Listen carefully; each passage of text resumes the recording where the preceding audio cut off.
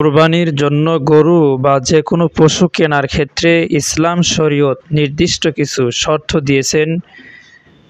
১ number, বয়স minimum ২ বছর হতে হবে। হাদিস অনুযায়ী রাসূল সাল্লাল্লাহু আলাইহি সাল্লাম বলেন, লা তাসবাহু ইল্লা মুসিন্নাতান ইল্লা আন ইয়াবসুরু আলাইকুম ফাতাযাবাহু জাযাআহুম মিনাদ দাআন।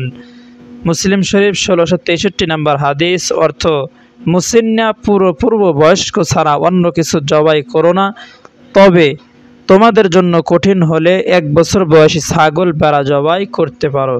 ২ নাম্বার, দোষ মুক্ত হতে হবে। কুরবানির পশু ৪টি দোষ থেকে মুক্ত থাকতে হবে, যেমন ১ নাম্বার, অন্ধ বা চোখে দেখে না, অস্পষ্ট দেখে পশু, এটা হবে না। ২ নাম্বার, অসুস্থ পশু হবে না, মানে অসুস্থ আছে এটা হবে না।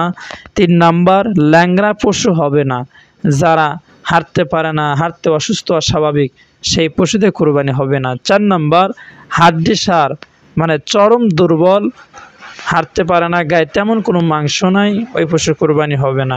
এছাড়া ফিকহবিদেরা আরও কিছু দোষ বিবেচনা করেন। শিং পুরো ভাঙা যদি খুব বেশি ক্ষতি হয়, কানের একটি অংশ কাটা অথবা যজ্ঞগত কানের সমস্যা, যদিও হানাফির মতে এটি